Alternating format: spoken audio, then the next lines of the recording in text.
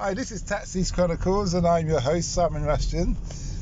Today, or tonight, it was about 10:30 at night, I've got a guy, a chef. He's just finished his shift at his local pub, and he's telling us how the how things have improved or not improved, and we'll just have a general chit-chat about whatever comes to mind. So nice to have you here today, Michael. You hold that. How you doing? Okay. So, how's the business going so far? Like pretty much since lockdown finished, we've been busier than we was before lockdown started. Oh, okay. But generally, we believe the consensus is simply people just want to go out. So the past couple of weeks have been really, really busy, but then it's starting to slow down. Okay. So there was like an influx, and now people are saying, well, we've spent all our money, or what have you. The novelty of being back out is died down. So would you say?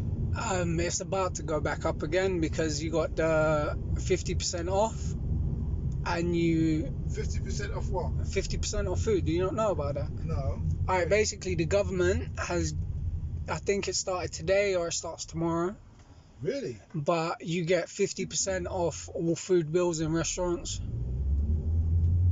Okay. It's to basically help restaurants and stuff to get back up. And the VAT that restaurants pay has been put down to only 5% from 20 as well. For how long? For, I think it's until January. Really? But Okay. the actual 50% off, don't quote me on that. I'm not actually sure how long it goes on for. Okay. So what do you think about that? Do you think it's a good idea?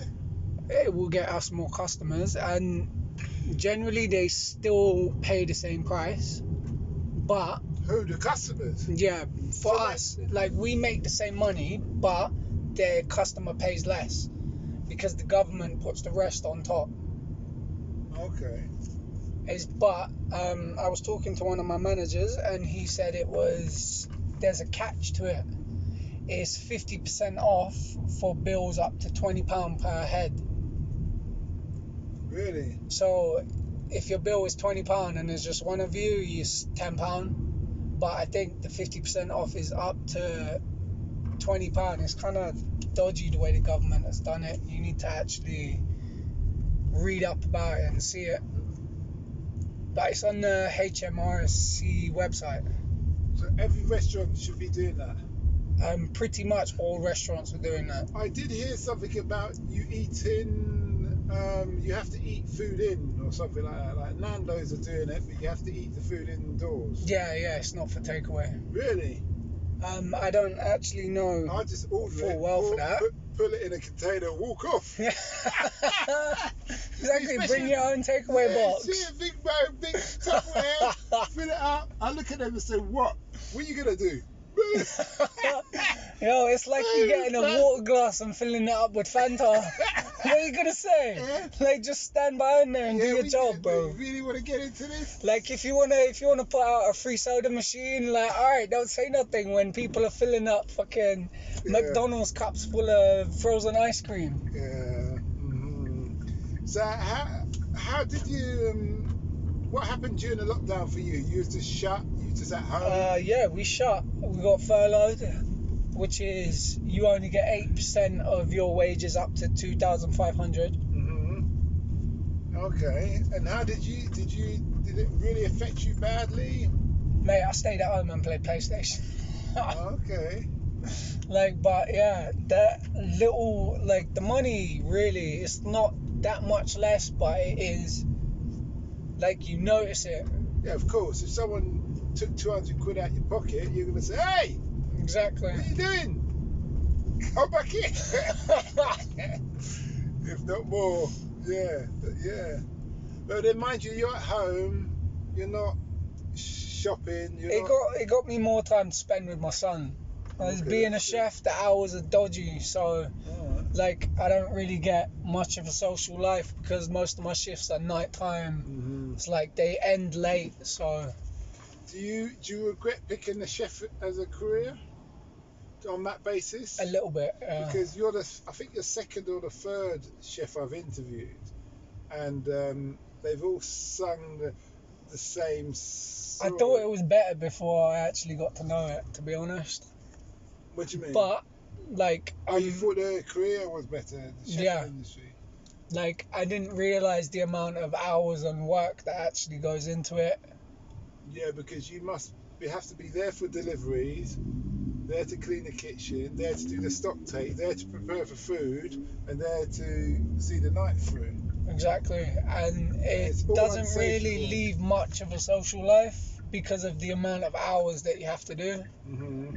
Like, and it's split shifts as well. Mm-hmm. It's like, if I work in the evening, I start at like 3, but then what am I doing in the morning? Like, I don't really have much time to do anything, and you're usually tired a lot, but I love what I do, to be honest. And I'm very good at what I do. It's like, cooking comes easy to me. Okay. It's like a sort of natural thing. Like, I don't really have to try too hard to do things. I understand. That makes sense. You do what you know. Exactly. Like, I've done other things. Like, I've been a tiler, I've been a brickie, I've done labouring, like a bunch of other jobs, but the kitchen is what I always come back to. Oh, okay. Alright.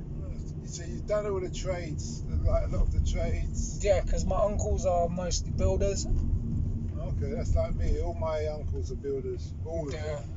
None of them are anything else. Every one of them is builders. And I've got a lot of uncles. Yeah, so do I. 5 aunties, 5 uncles. Okay. My nan and granddad had 10 kids. Yeah, it's the same thing. They're 10 on one side and 15 on the other. Oh, I don't know my other side. Oh, okay. Like my dad's side, I don't know that. Yeah. Like, this is all my mum's side. Mm-hmm. But pretty much they were all builders. There was like, the women were chefs, and then it was my auntie's husband that got me into cooking, because he was the head chef of the first restaurant I ever worked in. Okay. The menu there was the best menu I've ever worked with.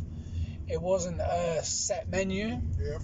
It was more of like, we ordered a dish, we made a dish. Once that dish finished, we put a new one on. When you say once it's finished, how did it finish? Say we order like 2 kilos of a steak. Yeah. And we cut them 2 kilos into 200 gram steaks. Yep. We sell all of those steaks, and then we order something else for a new dish. Oh, so you never have the same meal all the time? Yeah, it probably stays on for about a day or 2. Yep. And then it would change for something new, like new garnish, new meat, new everything. Okay, and you like that? It's like, when I was first starting in the kitchen, it was a very good experience, because I got to experience a lot of different culinary techniques. Okay.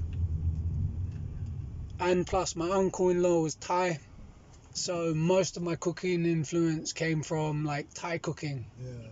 Like loads of spices and fresh ingredients, things like that. That's nice. I like the Thai food. I like spicy food, but I like Thai food. I like spicy hot. Because, yeah, like Thai food is more like spicy sweet. Yeah. Like, it's spicy, but then the sweetness cuts through the spice at the same time. Yeah. You really are a chef, innit? The way you talk about it.